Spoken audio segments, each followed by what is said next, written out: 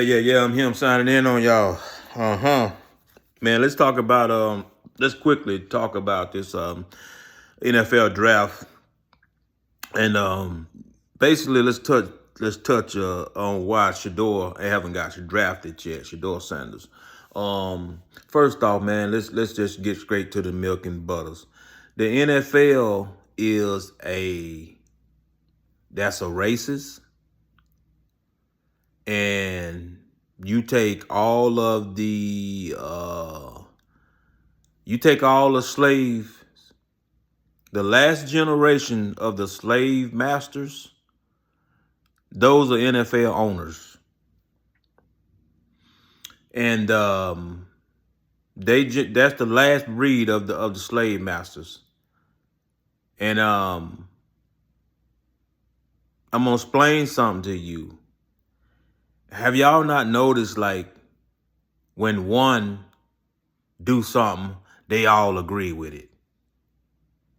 If we both be competing against each other, why are we all agreeing to the same thing?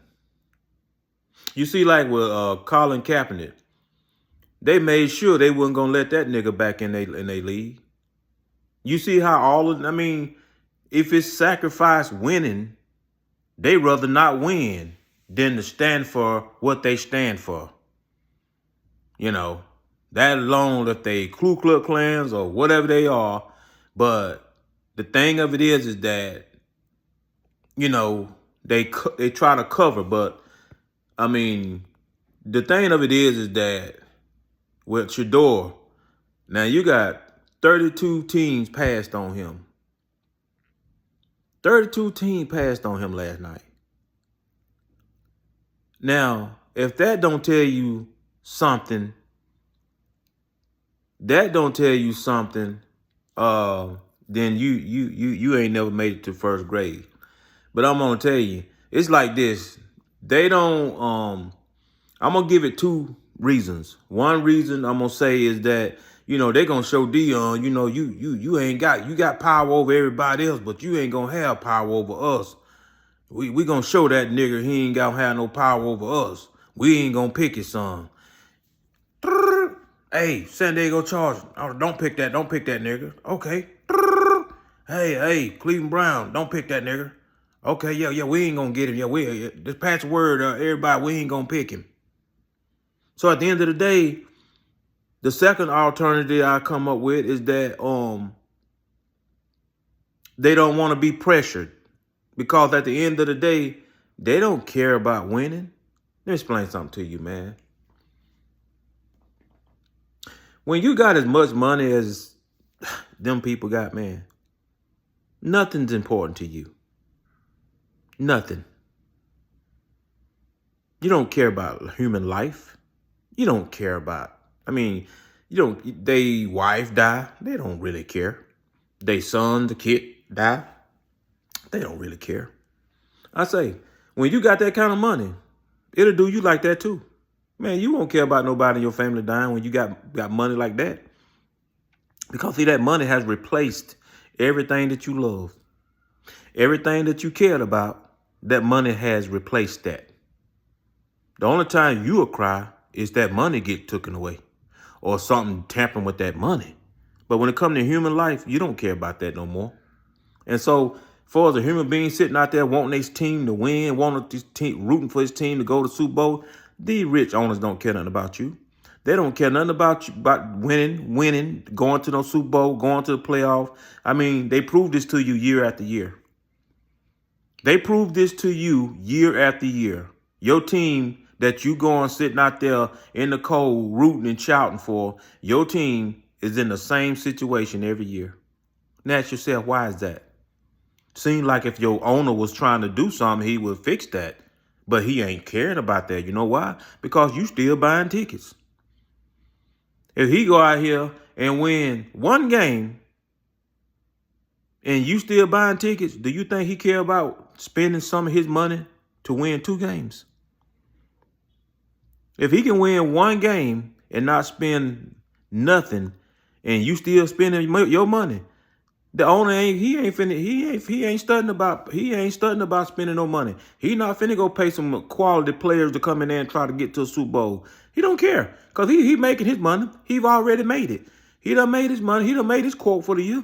Screw you. Forget you. But thing about it is that you people, whenever you learn to stop giving your money to people, to him, these owners, stop giving your money, start letting that stadium be empty. See, then things start talking to him. Now you gonna try to, well, you already about to go bankrupt, about to lose that team. Oh, you about to lose out. Now you gonna do something. Now you gonna start getting some players in there. Now you gonna start trying to do something. See, that's tampering with your money. But see, these owners ain't never gonna come to that conclusion until you people stop paying your money, running to these games. Till you people stop buying these season tickets, running to these games. Oh, they done made their money. They don't care. You know, as long as you spending your money, your team ain't never gonna make it nowhere. And like I say, these jokers are in it together. They stick together. And that's just how they are. They stick together. They super rich. They can care less. You know, half of them sitting up 80 and almost 90 years old and still sleeping with 20, 21-year-old girls. You know, they can get a little girl that young, you know, with all the money they got, you know. You know, what she care about going over there polishing them off for a few minutes? You know? But like I say, that's what these jokers do, man. And like I say, getting back to Shedeur, for him, like I say, I think what made them turn against him is that he pushed himself out to be more than what he really are. If that makes sense to you. Don't pump yourself up more than what we done already seen. You know, if we only seen this out of you, don't try to make like you that. If we only seen that out of you, don't try to make it look like you this. You see, and at the end of the day, I know I don't think it's nothing wrong with being confident in yourself. But I do think it's something wrong with don't be confident in your, and don't be more comfort, have more confidence in yourself than what you've already done. You know, if that makes sense to you. You know, you done had 2 years at Colorado and what you did there was okay. Okay. It was okay. And like I say, it was just okay, but it wasn't nothing to boast and brag about. And it's like, you know, when you boast and brag and you wearing all this jewelry, you boasting all this jewelry, your dad, big mansion, y'all live, you know, when you boasting a lot like that, see, you making these NFL teams feel like we can't discipline him. You know, these boys that ain't never had none of that, we get them on our team. You know, we can threaten to take that away from him. We can threaten to cut him off the team. He'll lose all his money. He don't want to lose all these gold and jewelry that he got. But when we got Shedeur coming here, he already got all this stuff. So we can't threaten to take nothing from him to tame him down. So we just rather not deal with him, you know. So then they feel like, you know, like I say, I said before, these teams feel pressured because it's like they scared. Like I say, they don't want to win. All they doing is sucking up money. But at the end of the day, you get Shedeur on your team and you letting him get sacked because you don't want to spend no money on the offensive line to block for him. They afraid, well, Deion going to go on TV and Deion going to be asked the question over and over on TV about, you know, what about your son, you know, getting sacked, you know, and that right there put pressure on the NFL team.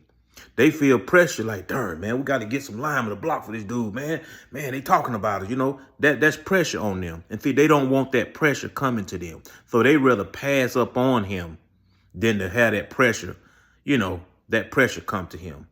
Or they rather get him as a backup, which I don't think he gonna agree to do, but they'd rather have, and like I say, there could be some team that tried to get him last night, but they offered him a backup and he didn't want no backup position. So if we put him to be a backup and we got the starting quarterback in front of him, if the starting quarterback is getting sacked, well, when we put him in and he gets sacked, well, you really can't say nothing, Starting quarterback ain't complaining about it, So at the end of the day, that's just the way it is. So, yeah. I think that, I just don't know.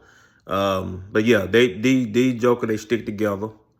And like I say, when one blackball you, the whole NFL blackball you. And like I say, you people need to stop it, man. I mean, you Jokers die and cry when you get drafted, knowing that you're going to a slave camp.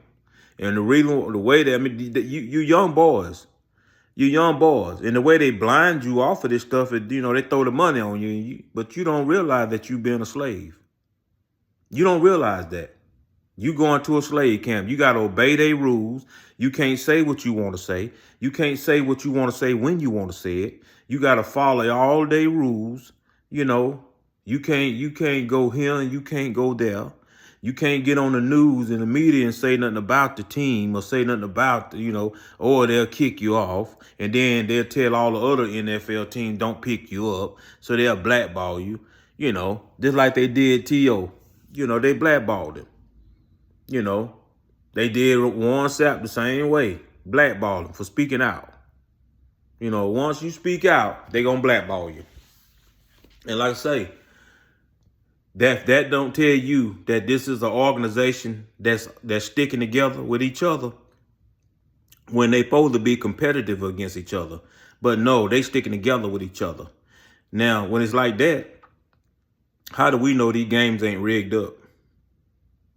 How we know these games ain't rigged up? If y'all work together on everything else, why wouldn't you be working together on the winnings of the game? You win this one. Okay, I'll let you beat me this. Okay, I'll tell my coach to let you beat me on this. We'll win this game. Okay, y'all might have that rigged up. They got that. They might have that rigged up too. But like I say, anytime big money's involved, watch out. Watch yourself, dude. The money will make you do some strange things when it's right in front of you. But yeah, these young guys in college, they come and get on these NFL teams, and like I say, they take your life, and you gonna do whatever they tell you to do. But I tell you one thing, these young guys, I be looking at them when they call their name getting drafted on a team. For the fifth pick, the son have selected Willie Bojangle.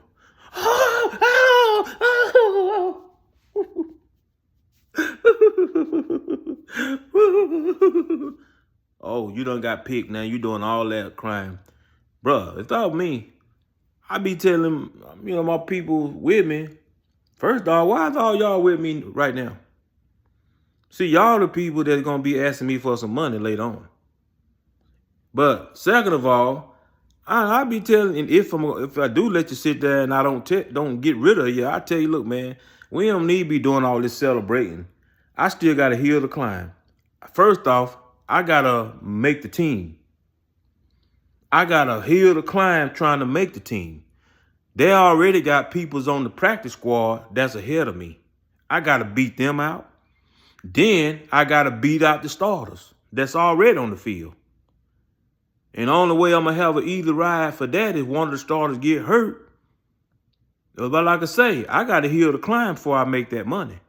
There's going to be clause in that contract. How much of that money guaranteed is going to be very little compared to the big purse.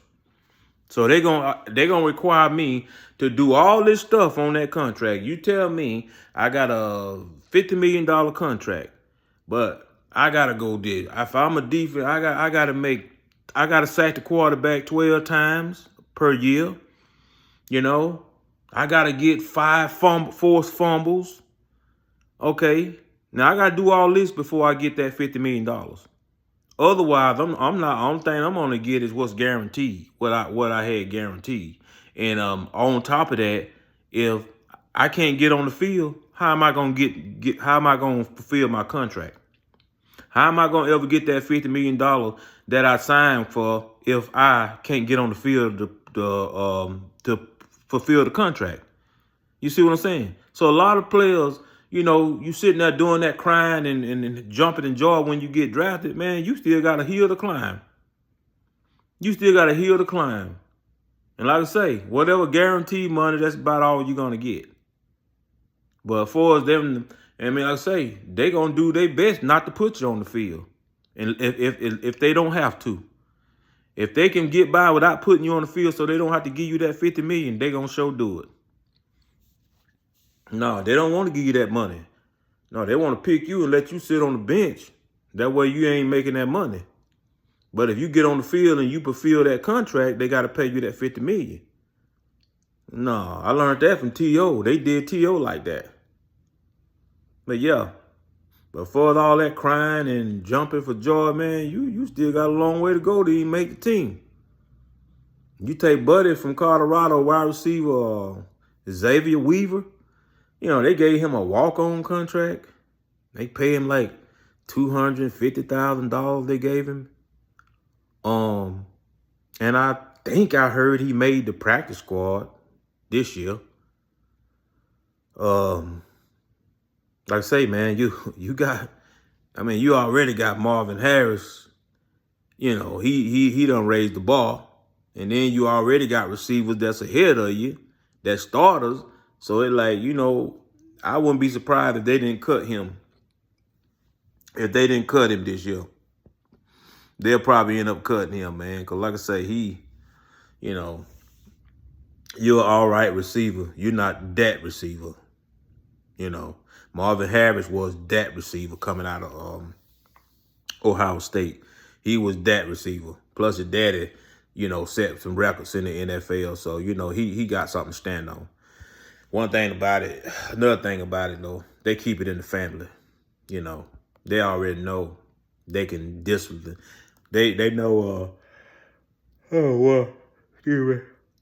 They know about coaching your dad and having your dad in the league. They know about whether they can discipline you or not. So, yeah, his daddy was a good boy. So, yeah, we'll get the son. Yeah. So they love to keep building the league off of that. Most of the NFL players that's on that field, their daddy played in the NFL. And their daddy was a good boy. So, yeah, we can tame the son. But if the daddy was untamable, like T.O., look at T.O. son. They won't even draft T. They didn't even draft T.O. son. Dude was pretty good, but no, they see how daddy was a beast. No, T.O. was, we can't fool with him.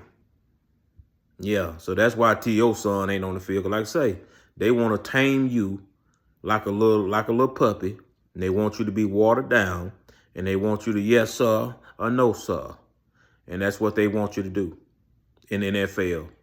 But if your daddy was untamable, they sure ain't gonna let the son in there. But if your daddy was a good boy, they'll let the son in there, whether he any good or not. But yeah, man. Shedeur, we'll see what happens tonight.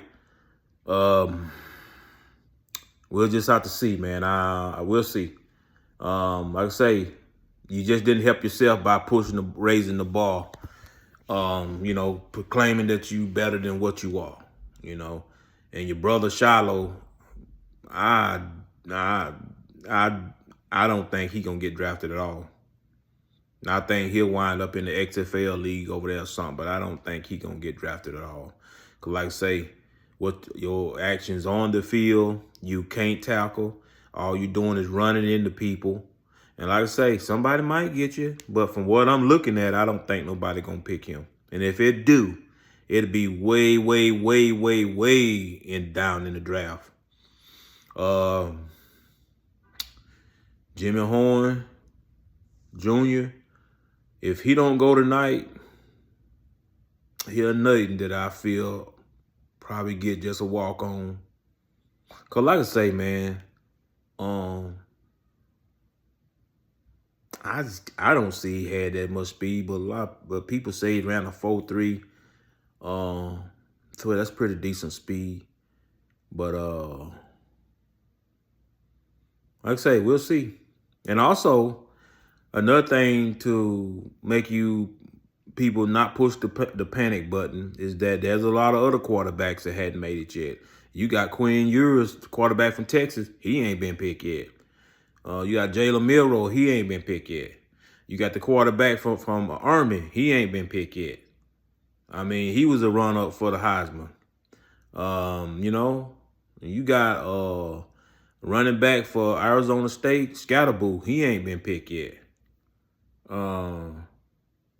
So like I say, there are a lot of them out there that still hadn't been picked.